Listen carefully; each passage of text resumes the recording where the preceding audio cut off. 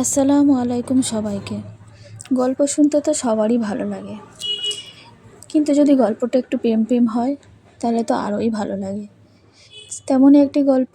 একটা মেয়েটা যখন কোনো মেয়ে যখন কোনো প্রথম প্রেমে পড়ে, তার যে অনুভূতি, তার নিজেকে চেনার যে অনুভূতি, সেই রকমই একটি গল্প নিয়ে আজকে ছাতা মানব। গল্পের লেখিকা আয়েশা সিদ্দিকা। তার সাথে পরিচয় হয়েছিল আকস্মিক। তীব্র রোদে মোটা ফ্রেমের চশমার ফাঁকে উঁকি দেওয়া কুচকানো কপাল আর মাথার উপর মস্ত আকাশের মতন এক মান্ধাতা আমলের ছাতা নিয়ে দাঁড়িয়েছিল বাস স্টপে। বাসের জন্য তীব্র অপেক্ষা, আর সূর্যি মামার গগনচম্বী রাগ তখন আমাকে অতিষ্ঠ করে তুলেছে। ঠিক তখনই মেঘ গড়গড়ে গমগমে স্বরে বলল, রোদটা ঝাঁঝালো, আপনি চাইলে ছাতার নিচে দাঁড়াতে পারেন। আমি তখন বিরক্ত। অপরিচিত পুরুষের অনাকাঙ্ক্ষিত কথায় খানিকটা চমকিতেও আমি সরলাম না। উদ্গ্রীব দৃষ্টি ফেলে রাস্তার দিকে তাকিয়ে রইলাম। মনে মনে যখন বাসের গুষ্টি উদ্ধার করছে, ঠিক তখন অনুভব করলাম রোদের ঝাঁঝ গায়ে লাগছে না। আমি অবাক চোখে তাকালাম। ঠিক তখনই আবিষ্কার করলাম তিনি আমার কাছে, খুব কাছে দাঁড়িয়ে আছে। মান্ধাতা আমলের ছাতাটা দুজনের উপর মেলে আছে ঠিক বটবৃক্ষের মতন। আমার তখন হুট করে যে কি হলো, আর চোখে চাইলাম তার দিকে।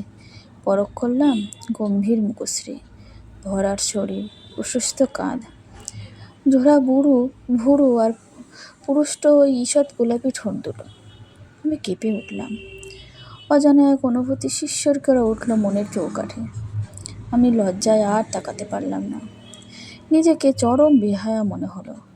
25-এ এসে অষ্টাদশী তরুণীর মতন এই আনচান করা ছটপটে মনটাকে কড়া চোখে শাসন করলাম। ছি, একটু সাহায্যই তো তোর এই অনুভূতি, মরবি তুই মুখ পুড়িয়ে। এই বলে যখন নিজেকে শাসাচ্ছি, তখন এই বাহুল কাঙ্ক্ষিত বৃষ্টির মতো বাস এসে হাজির হলো। আমি দ্বিধাগ্রস্ত। আজকেই বা কেন এত ভিড় হতে হলো? জনসমুদ্রের ওই ভিড় ঠেলে কী করেই বা উঠব? ঠিক তখনই তিনি নামক পুরুষটা আমার হাত ধরল। কী করে যেন অনায়াসেই তরতর করে বাসে উঠে পড়লো আমাকে নিয়ে। আমি তখন আহত, ব্যথিত, সিক্ত। বাসের পেছনের এক সিটে বসে কয়েক হাত দূরে দাঁড়িয়ে থাকা তাকে আমি আবার দেখলাম। কেন দেখলাম জানি না। তাকে আমার এক্সিবিশনের কোনো সুন্দর চিত্র মনে হলো। তাকে দেখেই আমার একমাত্র কাজ। বুকের ভিতরটা হাহাকার করে উঠল। সর্বনাশা বসন্তটা কি তবে এসেই পড়ল? আকাশকুসুম ভাবনায় যখন ব্যস্ত আমি, ঠিক তখনই তিনি নেমে গেলেন। আফসোসে পুড়তে থাকলো তনু মন। আহা, বাস স্টপের এক অজানা প্ল্যাটফর্মে আমার মন চুরি করলো অজানা কোন পুরুষ। সেই থেকেই বুঝি শুরু হলো আমার অপেক্ষা।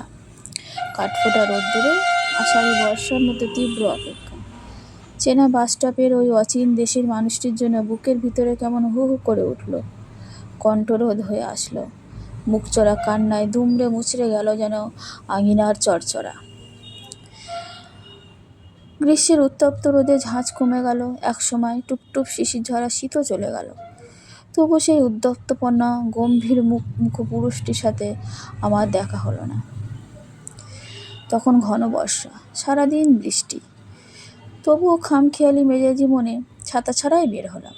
নিজেকে নিজেই তখন ঠিকঠাক চিনি না, বড় বিচ্ছিন্ন ভগ্ন হৃদয়। সেই বাস স্টপে দেখলেই কেমন শরীর মুচড়ে কান্না আসে। দাঁড়িয়ে আছি, একটু আগেই স্বচ্ছ আকাশ এখন মেঘ ঢাকা। ঝোপঝোপিয়ে বৃষ্টি নামলো মুহূর্তেই। বৃষ্টির প্রতিটি ফোঁটা কেমন যেন আনমনে করে দিল আমায়। হাত বাড়িয়ে ছুঁয়ে দিলাম স্বচ্ছ জলকণা। কখন যেন অবচেতন মন অবদ্ধ হয়ে উঠল। বৃষ্টিতে ভিজতে ইচ্ছে করলো খুব। পা বাড়ানোর ঠিক আগ মুহূর্তেই সেই চিরকাঙ্ক্ষিত স্বরটি শুনে চমকে চাইলাম। বুকটা কেঁপে উঠল, কাঁপল পুরো তনুমন। তিনি ধমকে বললেন, সবখানে সব ইচ্ছা পূরণ করা বোকামি মিস। প্রাইভেট আর পাবলিক বলতে দুটো শব্দ যে আছে ডিকশনারিতে, তা কি ভুলে গেছেন? এই গুরু গম্ভীর ধমকে আমার ঠোঁটের কোণে মৃদু হাসি, চোখে বসন্তের সমীরণ। সেই বৃষ্টি থামল না। রাস্তার পানি জমে গেল। রাস্তায় জনশূন্য, রিক্সা গাড়ি সব কিছু উধাও। সন্ধ্যা ঘনিয়ে আসছে। হুট করেই ভয় লাগলো। বাস স্টপে 3-4 জন লোক, আমি একলা মেয়ে। হাত পা ঠান্ডা হতে শুরু করলো অমানিসা ভয়ে। ঠিক তখনই নরম কণ্ঠে বললেন, আমার সাথে যেতে আপত্তি আছে? অস্ফুটে বললাম, কোথায়? আপনার বাসায়। নাকি আমার বাসায় যেতে চাইছেন? লজ্জায় আরক্ত হলো মুখশ্রী। কি ভয়ঙ্কর কথা! ঝুম বৃষ্টিতে মান্ধাতা আমলে ছাতা মাথায় করে হেঁটে চললাম দুজন পাশাপাশি। কি অদ্ভুত অনুভূতি! টাইম মেশিন থাকলে হয়তো আমি মুহূর্তটা আজীবনের জন্য ধরে রাখতাম। ক্রমশই বৃষ্টি বাড়তে লাগলো, আর তার সাথে বেড়ে গেল হার্টবিট। অস্বাভাবিক ধুকপুকানি। ইচ্ছে হলো বলতে, আপনি বৃষ্টি ভালোবাসেন ছাতা মানব? বলা হলো না। কেমন দম বন্ধকার অনুভূতি। বৃষ্টির ঝুমঝুম মাতাল করা শব্দ আর পুরুষালী স্মেল মুহূর্তেই আমার অবাধ্য মনটাকে আরও অবাধ্য করে তুলল। হাত পা অবশ হয়ে এলো, চোখ দুটো কেমন ঝাপসা, বুক পুড়ল, চোখ পুড়ল বুঝি বেহায়া মনটাও। আমার কি হলো কে জানে, হুট করে দাঁড়িয়ে পড়লাম। ছাতা মানব অবাক চোখে পিছনে ফিরে তাকালো। আমার ঠোঁট ভেঙে আসলো তীব্র আপেক্ষিত কান্নায়। ছাতা মানব স্মিত স্বরে বলল, আপনার কি অবাধ্যতার ধাত আছে মিস? আমি মাথা দুলালাম। ছাতা মানব হুট করে হেসে ফেলল। আমার পাশে এসে ছাতা ধরল মাথার ওপর। ততক্ষণে আমি ভিজে একাকার। ছাতা মানব গম্ভীর চাহনিতে তাকিয়ে রইল ক্ষণকাল। কি যেন ভাবল। আমি আর চোখে চাইলাম। ঠিক তখনই আবিষ্কার করলাম চশমার আড়ালে সেই গম্ভীর চোখ দুটো ভীষণ সুন্দর। ভারী পত্রপল্লবে ঢাকা চোখ দুটোকে কেমন আপন মনে হলো। ছাতা মানব কৌতূহলী হয়ে বললেন, রোজ ঘন্টার পর ঘন্টা বাস স্টপে দাঁড়িয়ে থাকেন? বিশেষ কারোর জন্যই কি? আমি পুরোনায় মাথা উপর নিচে দুলে ইতিবাচক মনোভাব প্রকাশ করলাম। নিজেকে ক্ষণিকের জন্য বোবা মনে হলো। ছাতা মানব হাসলেন, বড়ই রমণীমোহন হাসি। চোখ দুটি জুড়িয়ে গেল। ঝুমঝুমিয়ে নামলো যেন এক পশলা সুখ বৃষ্টি। আবার শুরু হলো নীরব পথ চলা। আর চোখে তাকাতেই বুঝলাম ছাতা মানব মিটিমিটি হাসছে। লজ্জা হলো ভীষণ। কি পাগলামি না করলাম! ছি, কি ভাবছে! বাসার সামনে আসতেই থেমে যেতে হলো আমাকে। চোখ নামলো বিষাদের ছায়া। হুট করে কান্না পেল। দৃষ্টি দিক ঘুরিয়ে চোখের জল আটকালাম। শেষ রক্ষা হলো না। ছাতা মানব বুঝে ফেললেন সব। নীরবে হেসে মান্ধাতা আমলে ছাতাটা আমার হাতে ধরিয়ে দিল। আমি অবাক প্রশ্ন চোখে তাকালাম।